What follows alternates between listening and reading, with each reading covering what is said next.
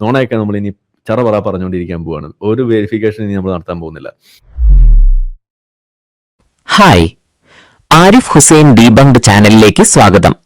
ഇസ്രായേലിൽ പോയി ജൂത സുഹൃത്തിന്റെ വീട്ടിലിരുന്ന് താൻ പഠിച്ചെടുത്ത പുതിയ ചരിത്രവും മതവിമർശനവും അവതരിപ്പിക്കുകയാണ് ഈ ഇസ്ലാം വിമർശകൻ.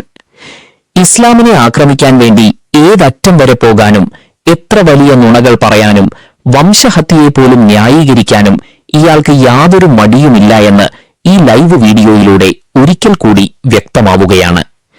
ഇസ്രായേലിന്റെ വംശഹത്യയെ വെള്ളപൂശുകയും ഖുർആനെക്കുറിച്ച് പച്ചക്കള്ളങ്ങൾ പ്രചരിപ്പിക്കുകയും ഇസ്ലാമിക ചരിത്രത്തെ വക്രീകരിക്കുകയും ചെയ്യുന്ന ഇയാളുടെ ഓരോ വാദങ്ങളും നമുക്കൊന്ന് വിശകലനം ചെയ്യാം.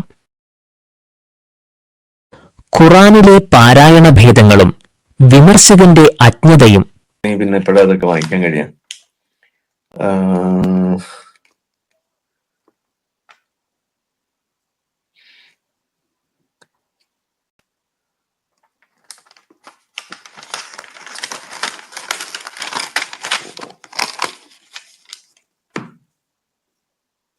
ഓക്കെ, ഇത് നമ്മളുടെ കാലൂൻ. ഓക്കെ, ഒരെണ്ണ കാലൂൻ. പിന്നെ ഒരെണ്ണുള്ളത്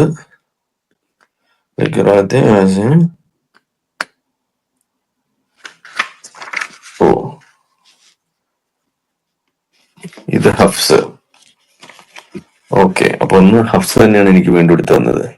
തെണ്ടികൾ, ഞാൻ ഹഫ്സ് വേണ്ടെന്ന് പറഞ്ഞതായിരുന്നു, അതെന്റെ കയ്യിൽ ഇരിപ്പുണ്ടായിരുന്നു. സാരല്ല, കുഴപ്പമില്ല. ഒരെണ്ണം കൂടിയെന്ന് വിചാരിച്ചിട്ട് കാര്യം, നമുക്ക് കത്തിച്ച് കളയാലോ.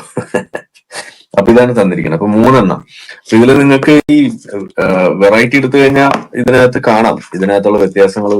ഞാനൊരു സിമ്പിൾ ആയിട്ടുള്ള ഒരു എക്സാമ്പിൾ പറഞ്ഞതാണ്, പക്ഷെ അതുപോലും മനസ്സിലാവാൻ ഇവർക്ക് പറ്റുന്നില്ല എന്ന് പറയുമ്പോൾ പിന്നെ നമ്മൾ എന്ത് ചെയ്യും അല്ലയ്യ. അതാണ് ഇതിന്റെ കുഴപ്പം.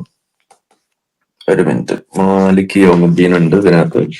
മാലിക് യൗമുദ്ദീനും മലിക് യൗമുദ്ദീനും രണ്ടാണ്. അതിന്റെ വള്ളിയും പുള്ളിയും വ്യത്യാസമുണ്ട്. ഇയാളീ പറയുന്ന വ്യത്യാസങ്ങൾ ഖുർആൻ തിരുത്തപ്പെട്ടതിന്റെ ലക്ഷണമല്ല, മറിച്ച് ഇൽമുൽ ഖിറാഅത്ത് അഥവാ പാരായണ ശാസ്ത്രം എന്ന പേരിലുള്ള വ്യക്തമായി സംരക്ഷിക്കപ്പെട്ട ഒരു ഇസ്ലാമിക വിജ്ഞാന ശാഖയാണ്.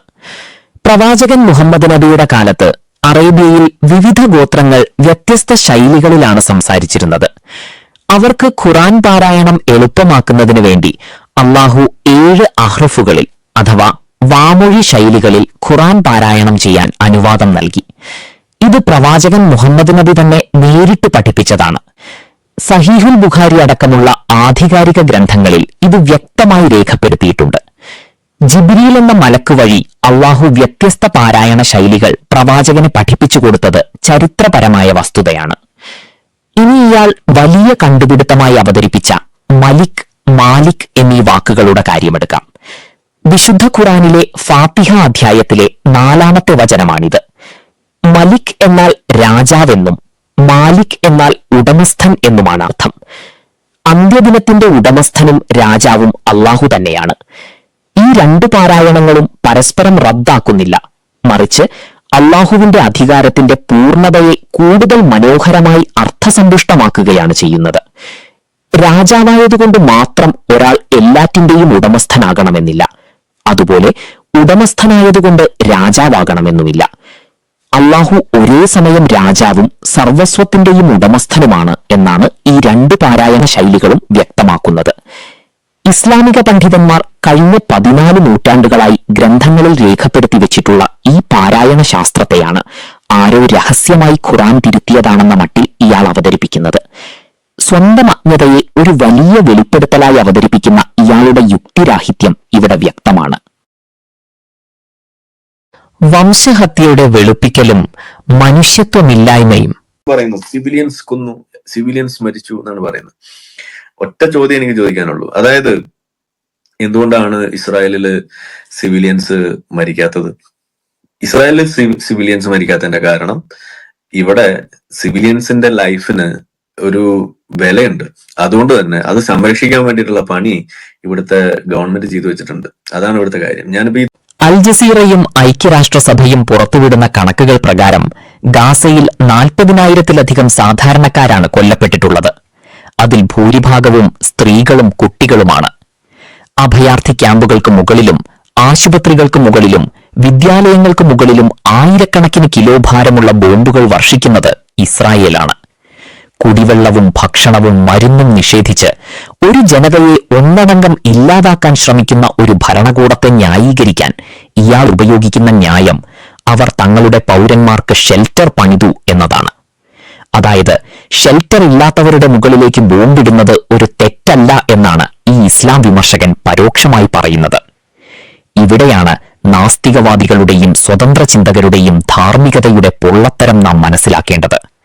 ഇവർക്ക് കൃത്യമായ ഒരു ധാർമ്മിക അടിത്തറയോ മനുഷ്യവിലയോ ഇല്ല.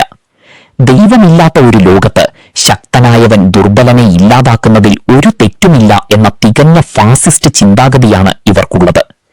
അതുകൊണ്ടാണ് ചോരപ്പുഴകൾ കണ്ടിട്ടും ഇസ്രായേലിന്റെ വംശഹത്യയെ ഇത്ര നിർലജ്ജം ഇയാൾക്ക് വെളുപ്പിക്കാൻ കഴിയുന്നത്. സ്വന്തം ആവശ്യങ്ങൾക്ക് വേണ്ടി ഏതക്രമത്തെയും ന്യായീകരിക്കുന്ന ഇയാളുടെ മനുഷ്യത്വമില്ലായ്മയാണ് ഇവിടെ മറനീക്കി പുറത്തുവരുന്നത്.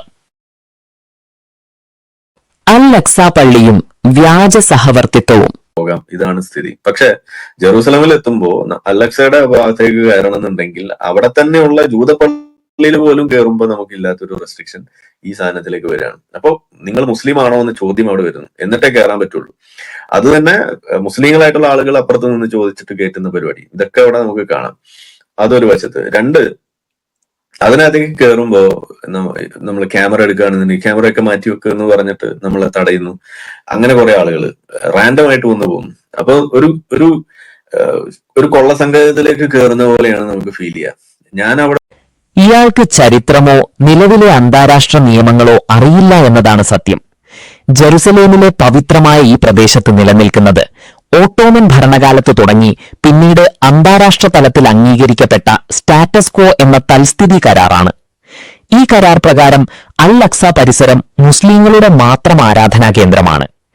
ഇസ്രായേൽ ഭരണകൂടം പോലും ഔദ്യോഗികമായി ഈ കരാർ അംഗീകരിച്ചിട്ടുള്ളതാണ്. അവിടേക്ക് അമുസ്ലിങ്ങൾ പ്രവേശിക്കുന്നതിനും ആരാധന നടത്തുന്നതിനും അന്താരാഷ്ട്ര നിയമപ്രകാരം തന്നെ വിലക്കുണ്ട്. ഇസ്ലാമിക വഖഫ് ബോർഡാണ് ഈ പ്രദേശം നിയന്ത്രിക്കുന്നത്. അവിടെ ക്യാമറകൾക്കും മറ്റും നിയന്ത്രണം ഏർപ്പെടുത്തുന്നത് സുരക്ഷാ കാരണങ്ങളാലും ആരാധനയുടെ പവിത്രത കാത്തുസൂക്ഷിക്കാനുമാണ്. അതിനെയാണ് ഇയാൾ കൊള്ള സങ്കേതമെന്ന് വിളിച്ച് അധിക്ഷേപിക്കുന്നത്. ഇനി സഹവർത്തിത്വത്തെക്കുറിച്ച് ഇയാൾ പറയുന്ന കള്ളങ്ങൾ നോക്കാം. പലസ്തീനികളാണ് ഈ പ്രദേശം നിയന്ത്രിച്ചിരുന്നതെങ്കിൽ അവിടെ ക്രിസ്ത്യൻ ജൂത പള്ളികളോ വ്യാപാരമോ നടക്കില്ലായിരുന്നു എന്നാണ് ഇയാൾ വാദിക്കുന്നത്.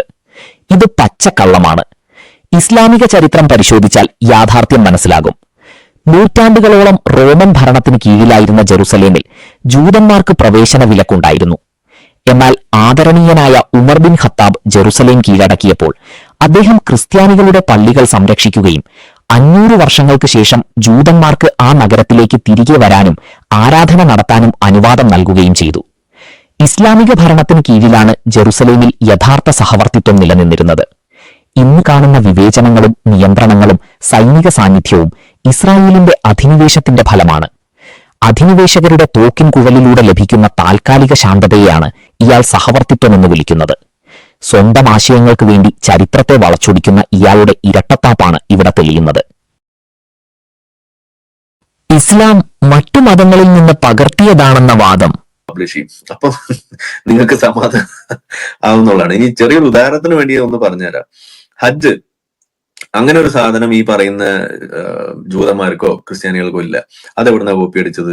അത് കോപ്പി അടിച്ചത് പാഗൻസിന്റെ കയ്യിൽ നിന്നാണ്. അതായത് അവിടെ ഉണ്ടായിരുന്ന ബഹുദൈവ ആരാധകരുടെ കയ്യിൽ നിന്ന് കോപ്പി അടിച്ച സാധനമാണ് ഈ ഹജ്ജ്. അപ്പൊ അതെങ്കിലും ഒന്ന് കോപ്പി അടിക്കാതെ ഇരുന്നൂടെ എന്റെ പൊന്ന് കാക്കാമാരെ? ഇതാണ് ഞാൻ ചോദിച്ചത്.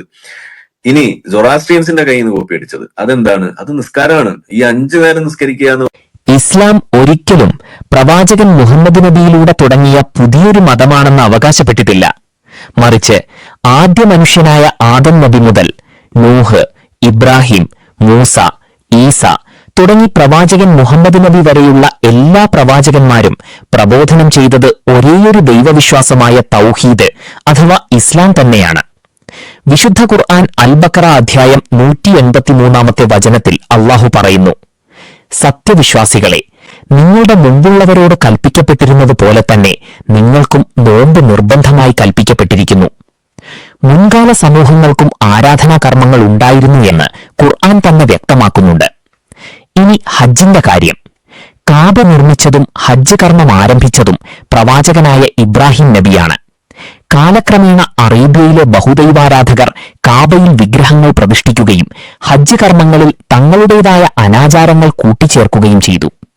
പ്രവാചകൻ മുഹമ്മദ് നബി ചെയ്തത് അവരിൽ നിന്ന് ഹജ്ജ് പകർത്തുകയല്ല, മറിച്ച് ഇബ്രാഹിം നബിയുടെ യഥാർത്ഥ ഹജ്ജ് കർമ്മത്തെ ബഹുദൈവാരാധനയുടെ മാലിന്യങ്ങളിൽ നിന്ന് ശുദ്ധീകരിച്ച് പുനഃസ്ഥാപിക്കുകയാണ് ചെയ്തത്. നിസ്കാരവും വുദൂവും സമാനമായ ആരാധനാ രീതികളും മുൻ പ്രവാചകന്മാർക്കും നൽകപ്പെട്ടിരുന്നു.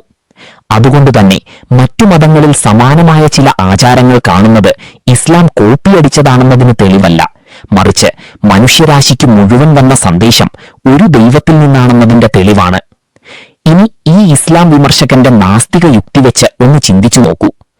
ജീവൻ യാദൃശ്ചികമായി ഉണ്ടായതാണെന്നും മനുഷ്യന് പ്രത്യേക ലക്ഷ്യമൊന്നുമില്ലെന്നും വിശ്വസിക്കുന്ന ഇവർക്ക് എങ്ങനെയാണ് ശരിതെറ്റുകൾ നിർണയിക്കാൻ കഴിയുക?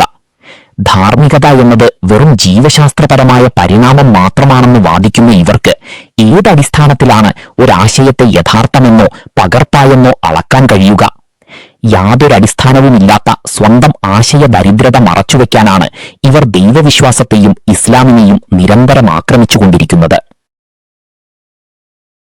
ഉപസംഹാരം: ഇസ്രായേലിൽ പോയി വംശഹത്യയെ വെളുപ്പിക്കുകയും ഇസ്ലാമിനെയും ഖുറാനിനെയും പറ്റി അടിസ്ഥാനരഹിതമായ ആരോപണങ്ങൾ ഉന്നയിക്കുകയും ചെയ്യുന്ന ഈ വിമർശകന്റെ യഥാർത്ഥ മുഖം നാം തിരിച്ചറിയണം.